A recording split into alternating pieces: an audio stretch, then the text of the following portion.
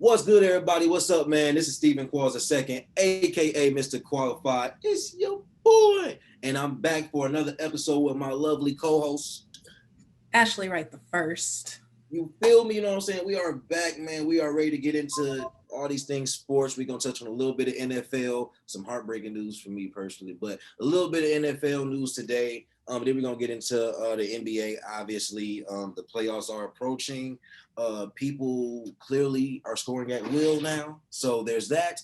And yeah, there's just a lot more to discuss as we close in on these playoffs. But yeah, we'll start with the NFL. I'll let Ashley kind of lead that and take us through the draft and a couple other some other major news there.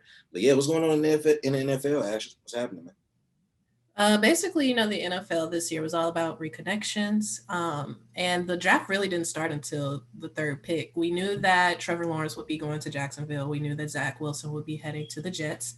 But at the third pick, the 49ers kept everything so hush-hush that some of their front office personnel were surprised when Roger Goodell read off that Trey Lance was the third overall pick. So the 49ers kept everything quiet, but the story is, again, reconnection.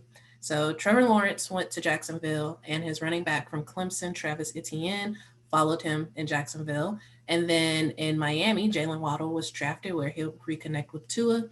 And in Philadelphia, I hate the Eagles for trading up and stealing Devontae Smith from my Giants, but he will be reconnecting with Jalen Hurts, which will be a sight to see. But you got some Alabama reconnections and Clemson reconnections. So all in all, like the draft for those teams, I feel like was a pretty big deal. I like the choices that the Jaguars made. I like the choices that Miami made, and especially the choices that Philadelphia made. But but all in all, it was a decent first round.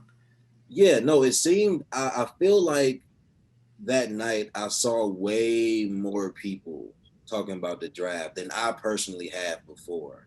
I don't know what it was, but everybody was tuned in to the draft. But I mean, it was also cool to see. I think that the NFL draft, outside of obviously like NFL heads, deserves that much. And I hope that that's a trend that continues.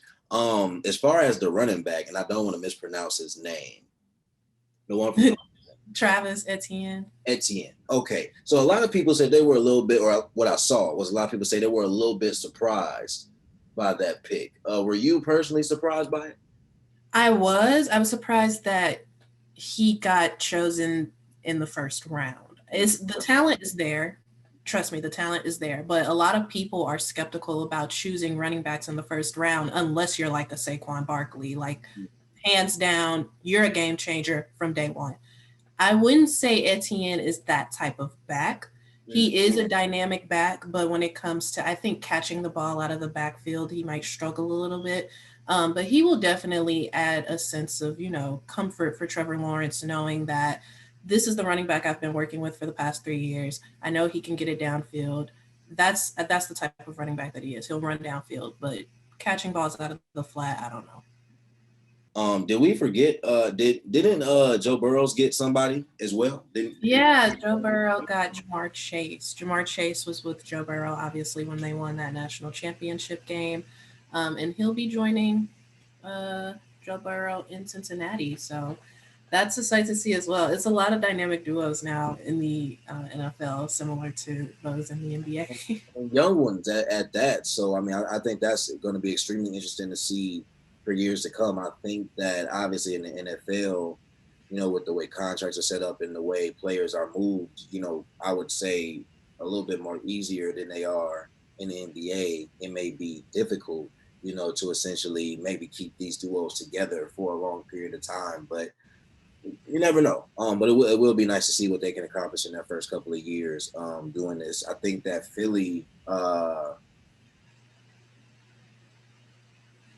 Philly's going to be really interesting. I think that Philly has been a team like since their Super Bowl win that has kind of been in their own way. So I think if they can decide on who their quarterback is going to be and just go with that person, and if it is going to be Jalen Hurts, then cool.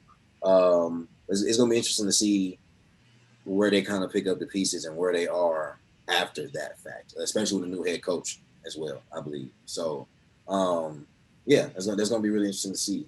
The the darn Bears when it actually got a QB, a black QB who's good.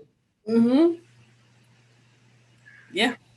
I can't even be excited for Justin Fields because rival. now the division gets wide open.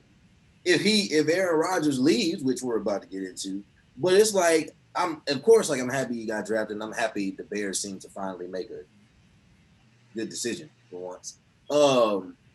But man, like they had to make a good decision the year A-Rod might leave. Like that's I ain't trying to hear Bears fans, man. I ain't had to worry about Bears fans in so long. I really haven't. And now I feel like this is going to be a horrible year if, let alone they start winning. Good God, just ridiculous. The pieces are there. I mean, you draft Justin Fields, you've got Allen Robinson. They have a nice group of young talent. So they start getting those pieces together, Steve. It's lights out for y'all because, yeah.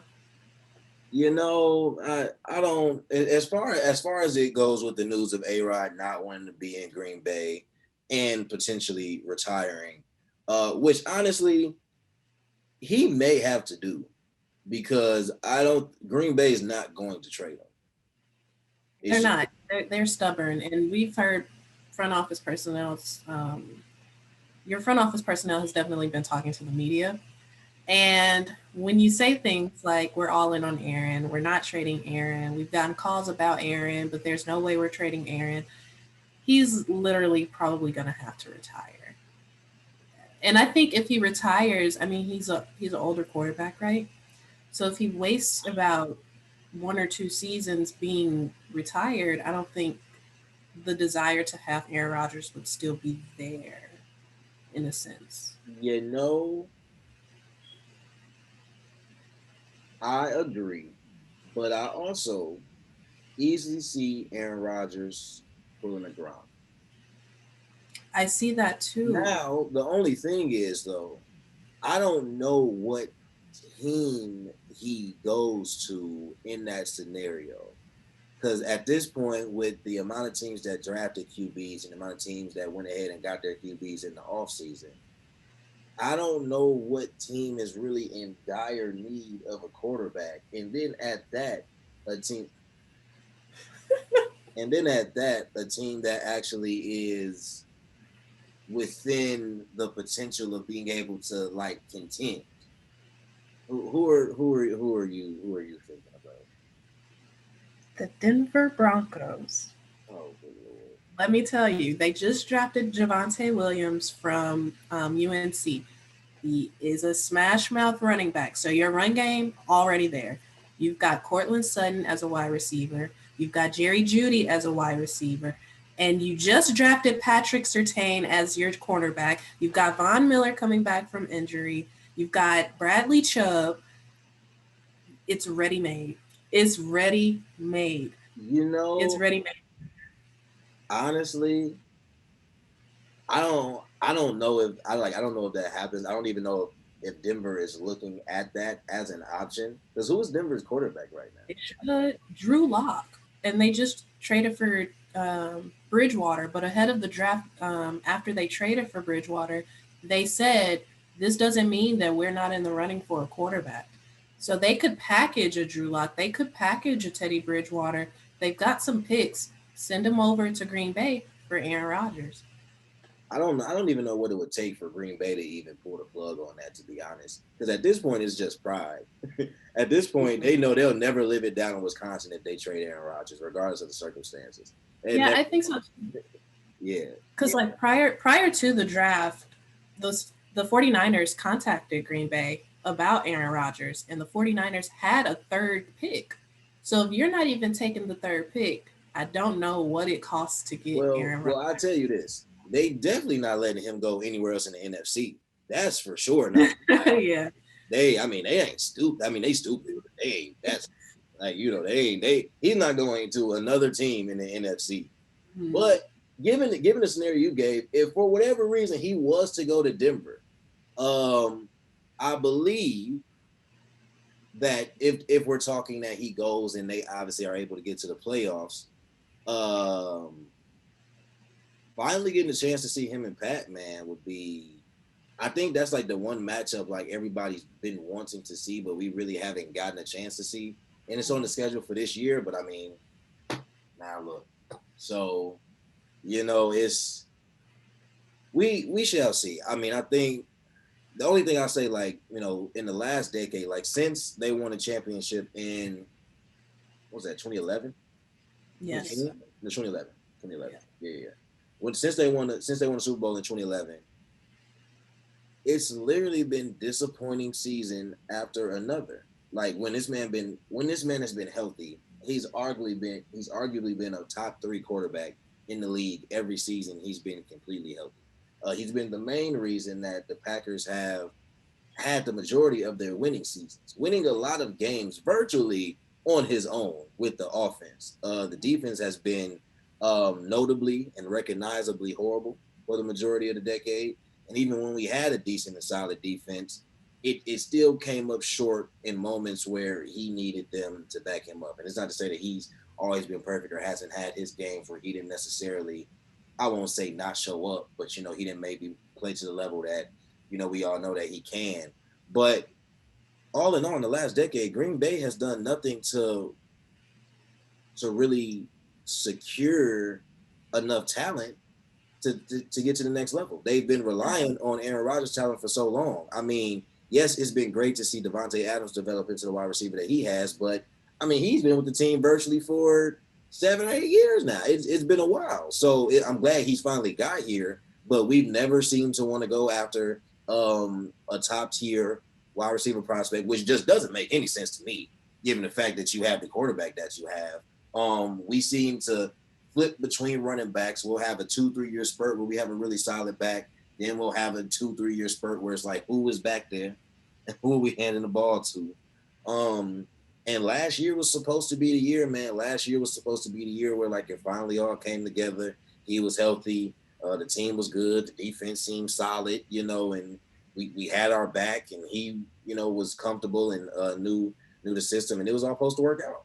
And it did not. So as far whether he retires, whether he gets, well, he won't get traded, but whether he retires, whether he leaves or whether he pulls a Gronk or whatever, I'm not mad. I mean, it's been a great 10 years. If this is going to be, well, not only 10, but it's been a great run he's had in Green Bay. If this is going to be the end, and honestly, for him, I think it's best, that his time is up. To be honest, whether that's retirement or whether that's another team, I think for him it's best that his time is up in Green Bay. As tough as that is to say, but I can't be mad at it. Yeah, I agree because I believe in the last decade, Green Bay has drafted using their first round pick on 9 defensive players and the quarterback that's supposed to replace Aaron Rodgers. So where is my help? He's been screaming for help for the longest.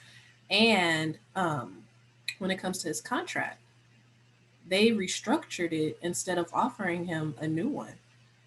So how do I feel wanted in this organization? How do I feel like my opinions matter as the leader of this organization? At the end of the day, I'm the one on the field that has to produce, and you guys are treating me as if what I have to say doesn't matter or is incorrect. This is Aaron Rodgers. Live footage of Aaron Rodgers. Help me. Help me. This man, no, everything you said is correct, and it honestly, when you think about it, it just doesn't make any sense. You don't have a lot of teams that have the luxury of having a top three quarterback that, I mean, I don't necessarily want to blanket it and say wants to be there, but he's been loyal to Green Bay. Like he's never once seemed to want to leave, to want to go play with different players, to try to go seek more money. I mean, I know Green Bay, paid him the house, but still, it's like he's never shown any desire to leave or really want more other than just offensive help. Yep. Um, which makes it even sadder, to be honest. But I mean, ain't much you can do at this point. It's pretty said and done. He's on the tail end of his career. So unfortunately, if it has to end like this, I mean, it is what it is. But we'll see. Maybe the story's not over yet. Maybe the ending still has to be written. So Yeah. we'll see. But yeah, no, that's our NFL segment. As news, major news pops up, we'll definitely be touching on those things. But yeah, so moving into our NBA discussion, something you sent me earlier this week had to do with CP3. Everybody's favorite point guard.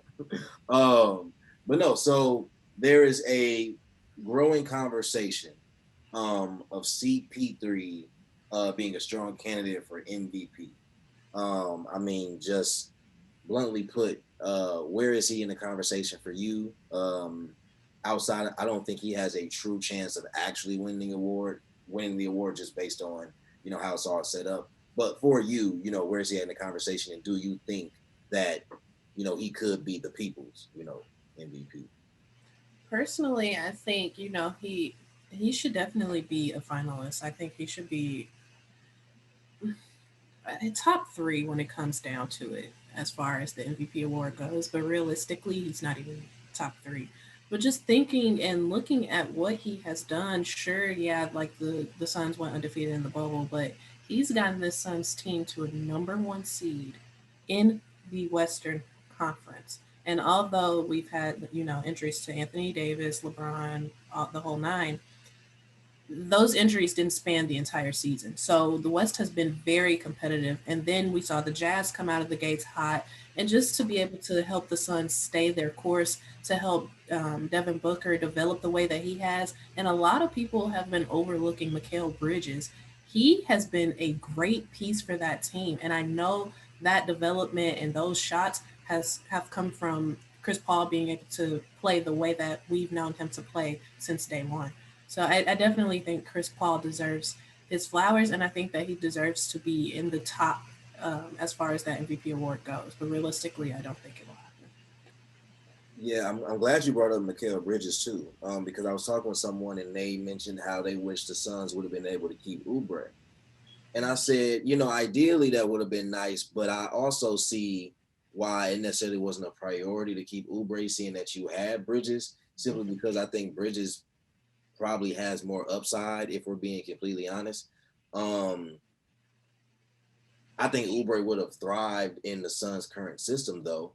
But I also don't think Oubre is a player that sees himself as a role player. I think Oubre sees himself as somebody who could be a third option for somebody. I guess in his mind, maybe even a second. And I don't want to question his talent, but I think that his skill set is best fit as a very high value role player, and not to diminish what he brings to the table, but more so the idea that when he has the freedom to just kind of slash, play on a flat, play on the fast break, catch lobs, be that kind of spark plug, whether you start or not. He can be that, but I don't think he sees himself or wants to put himself in that realm. So it's kind of difficult. I think that's why he's somewhat struggling in Golden State. But I think the Suns made the choice that was best for their team. And I think the Suns are honestly setting themselves up to be able to get more people to potentially want to come there. Um, because I don't think they're not a huge market, but they're big enough. And I think, especially once people get a chance to see Devin Booker on this more national stage now, I think that will also make it to where if there are players that want to play with Devin Booker, whether these are veterans, maybe looking, at their last shot, or younger players, or his peers, once that time comes, with contracts and everything, never know. You never know, but it's starting to shape up like that could be the case. I agree with you though on the case of CP3 not really, being in the true running for MVP. I think that it's just more noteworthy that wherever Chris Paul goes, the team improves. Like, he makes everything and everyone around him better. Um, I've already said before that I think Book is going to, he already is benefiting, but I think it's going to show in the long run of his career the effect that CP3 is personally having on him. Um, and also, Book is just from that mold, which is why I think they work together. If you think about it, I don't know, and this is not me really comparing them as players or like comparing talent, but I would argue that Harden may not have been from that mold of being able to take that kind of challenge and that criticism, from your teammates. Um, but Devin Booker is. And I'm not saying like that's the sole difference in, why Phoenix has this record. I mean, when Chris Paul was in Houston, like they were, a top seed in the West. So it's not like it's that, but I think Book's response to it all. And the talent is there for Book. So obviously, like, talent wise, they're gonna be fine. But I think Book responds to CP trying to teach him the nuances of the game, whereas I can see Harden feeling like I know the game and I'm gonna do me, but that not being a winning formula. Whereas Book listening to CP has shown where, on both sides of the ball as well, that okay, I'm gonna take this little bit of knowledge here, take this little bit of knowledge there, apply it. And I think, we have the first chance to see just how much of a difference that could possibly make when you have a player who can receive that. And it could be because obviously Book is younger than Harden is, and Harden's closer to a little bit closer to CP in age. But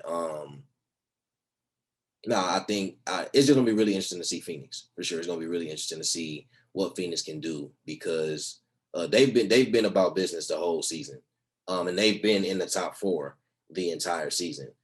So it's gonna be a tough out for anybody. So especially in 7 games. So yeah. It is definitely going to be a tough out for whoever runs up on Phoenix. I even like DeAndre Ayton. Like he stepped into his own. I definitely feel like he has. You're overlooking him. Why the face? I'm not I'm not overlooking Aiden, but like I need more. I get that. I I get need that. more. I But I what love he's I get the done this season is more than anything he's done in previous seasons. this is But I true. definitely get that. This is true. But even in that, it's like I need you to be matching what Mm. Book and TP are doing.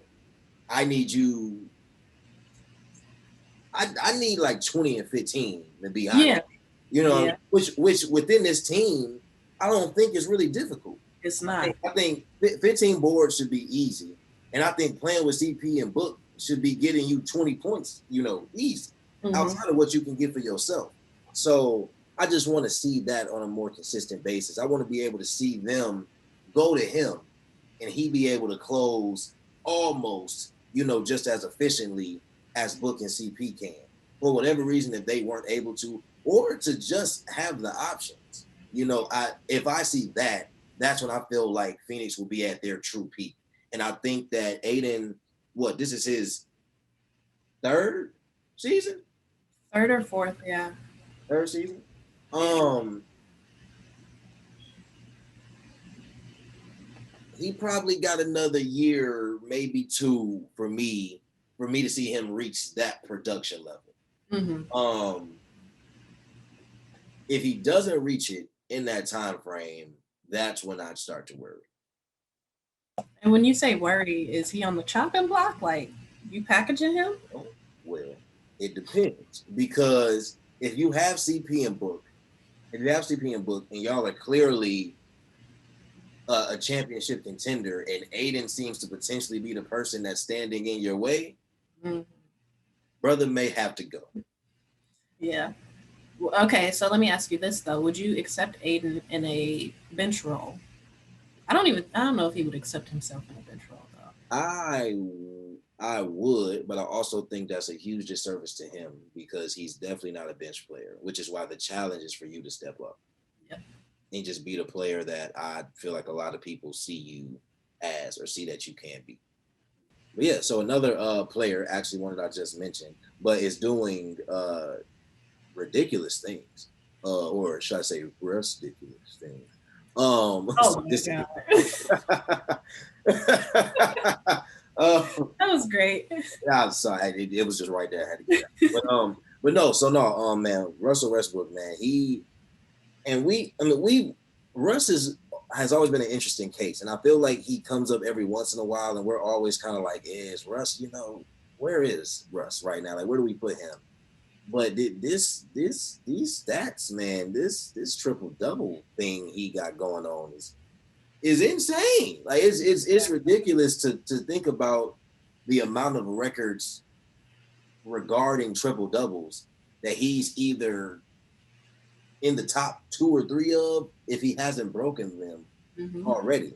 I mean, I know earlier this season there was this whole thing about, Stephen A's comments as far as like, statistics are great, but they're not impressive anymore because, he hasn't won. And, people had their, clapbacks or whatever. But I do think that's a serious or at least real conversation that needs to be had. Like we can sit here all day and talk about how impressive this is, how nobody else is doing it, and we can applaud Russ all we want. But at the end of the day, we also know Russ is somebody that sees himself as a winner, who would Yeah. love to see himself as a champion. So if you're not doing that, and if what you're doing is not helping you do that, that I feel like there is a conversation to be had there. But what are your thoughts on that, on what Russ is doing, but then also how that plays into the bigger story of, what his career and what his narrative will be, when it's all said and done? Um, yeah, Kellerman says something that was super, super true. Russell Westbrook is a player that has to play at 100% all the time. Like, he's on go mode 24/7. He can't dial it back because that's not who Russell Westbrook is. Russell Westbrook is an in your mouth, smash mouth point guard. Like, he's going to go for it at all times. He's putting his body on the line. He's not the type of point guard to be, I guess, stagnant or, play the perimeter or dish this pass, dish that pass. And although he makes those assists, at the same time that he's dishing the ball, he's going to drive and dunk on somebody. So he doesn't have just one lane, like he doesn't have just he doesn't have multiple speeds that he can go at. It's just one speed and that's go. So I think in terms of like his career and how that plays out, it might be difficult given the people that he's surrounded by because you have a point guard that can do everything. Sometimes, with the ball in your hands, you feel like, okay, well, this is my shot to take. I can make these types of shots rather than passing the ball out to another player that might be open and has a better look at that shot. I think that's where Russell struggles is in his decision making sometimes. But these triple doubles obviously aren't empty triple doubles. I know a lot of people are like, well, okay, we've seen him do this, we've seen him do this, but with all the records and stuff that he's breaking, it's obvious that they're working for something. You know what I mean? And getting Washington was at the bottom tail end of the East this season, and getting them to a play-in position just shows you, how much Russell Westbrook is important to that team. So I don't think what he's doing isn't for anything. Does that make sense? Like he's not doing it for nothing. No, that makes perfect sense. And before we get into the play-in part of it, do you think that Russ is best or at his best when he's able to play off the ball as a two guard? No, no. I I don't think either. Russ needs the ball. He does, but I think but your point is kind of the dilemma for him. It He is. needs the ball to be his best self, but in being his best self, I also feel like there's a part of him that I won't say he can't tap into, but I feel like he's losing a part of him because he can do so much damage off the ball when he doesn't, like as a slasher or as somebody like that can just be in attack mode. That's when he's the most dangerous. But he almost can't be in attack mode without the ball in his hand. Exactly. Exactly. And that's what we saw in Houston. He Yes, was off the ball a lot in Houston because of James. But how did that turn out? You know what I mean? That's where we got our example. and I think what's crazy is Bill is one of those rare scorers that doesn't need the ball, a lot to get his buckets. Like Bill can be the person that comes off the screens, can do your catch and shoot, can get his buckets within the flow of the game, which works great for Russ. They just don't have a team around them. And I don't know if they're going to have a team around them in Washington.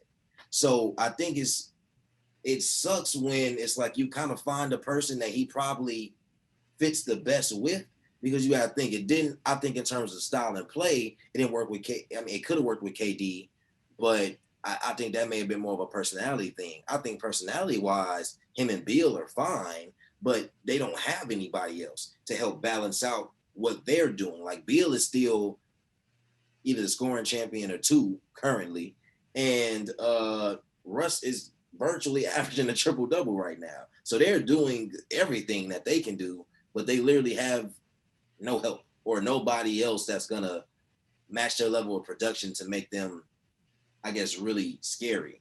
But to that point, going back to the play-in situation, just how much damage could they do, or do you think the Wizards could do if they get into the 8th seed? Uh, hmm. Yeah, in the eighth seed, they'll likely play the 76ers or the Nets, and there's not a lot of damage to be done. I'm so sorry. I don't see them posing any type of threat to those teams, especially when healthy. Even the Nets, if they aren't healthy, even if they only have two out of the three, um, yeah, I guess getting there for the Wizards this season would be a good feat, just because of where they started. But I don't see them going anywhere. No. Because there's only so much Beal and Westbrook can do, and I just don't see them two beating either of those teams, but with just them two. Or I don't see either of them necessarily getting you a game on their own, because that will require them to literally have to outplay some form of a big three, Yeah, and it just ain't gonna happen. But it's it would be nice. I think it would be a nice feat, or it would be nice to see, them make it there. But don't really know or have any excitement past that much at all. I don't know. That's pretty much it. You got small stuff. Bron returned. The Lakers. Oh yeah, okay. We talked about the East play in. We didn't talk about the West play in yeah, now. yeah. Because all right now the Lakers. Okay. Because, Okay. hello. Hello. Yeah, I was just about to say that. Okay, because the Lakers are 5 right Yeah, now, and they losing. They not winning a lot of games right now. it's getting close. They only a half game in front of Dallas. They about to touch the heat on the stove. You, you're saying they only a game in front of Portland. Hey, So hey, come on now, what's happening? Because hey. They if just lost to the Kings, so how is it possible that the Lakers could fall into the play-in picture? okay. So you read their schedule earlier. Do you still have the schedule pulled up? Yeah, we can go through the schedule one more time. Yeah, let's go through the Lakers schedule. So they lost to the King. First of all, let's discuss this. They've lost. Let's just start with April. Okay? Let's just go with April, just for the sake of it all. They have lost to the Clippers, lost to the Heat, to the Knicks, to the Celtics, the Jazz, the Mavericks twice, the Wizards, and most recently the Wizards and the Kings. This past week they lost to the Wizards and the Kings back to back.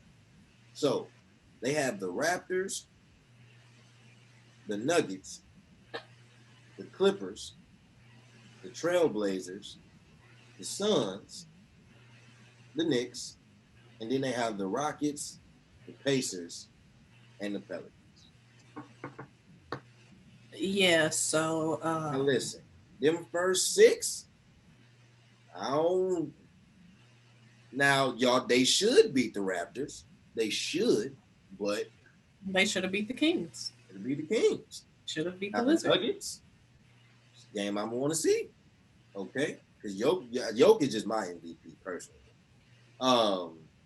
Clippers, that's always good. Blazers, I feel like by the time they play, that's going to be a very important game for seeding. Suns, I don't know if they are. And We just said they was the number 1 seed, so I don't. Yeah, and what they doing, and even the Knicks, I'm like, yo, the Knicks is balling. Like, hey, y'all gonna be on your A game or what? I don't know.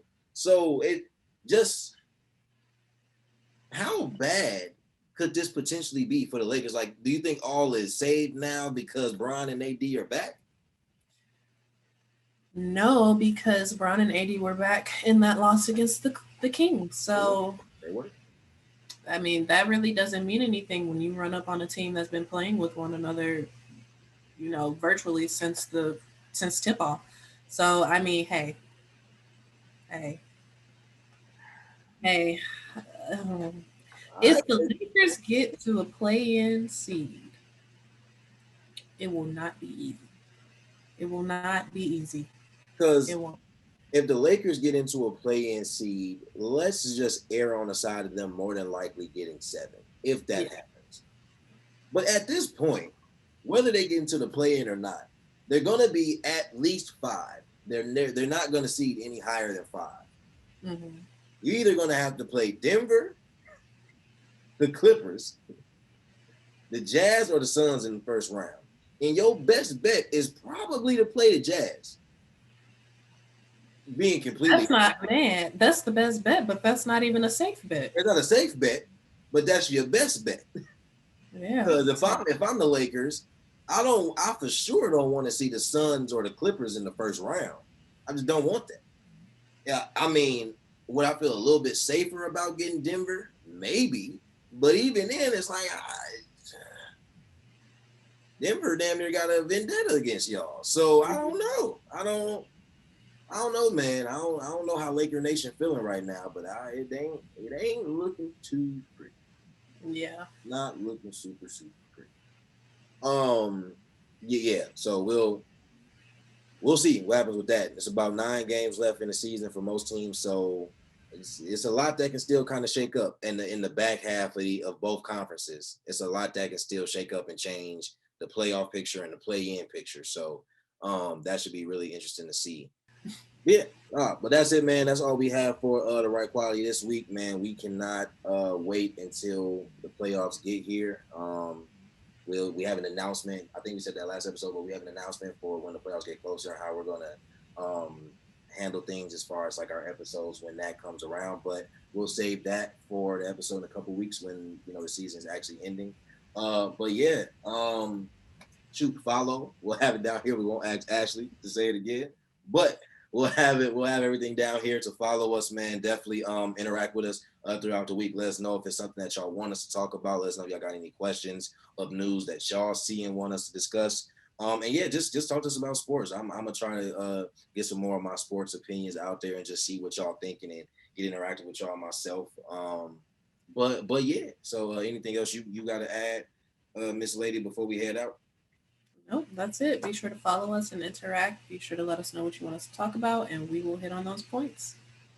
That sounds good. Well, until next week, y'all stay cool, man. Y'all keep watching sports. Y'all keep having fun, and y'all stay at it. And we will see y'all next time.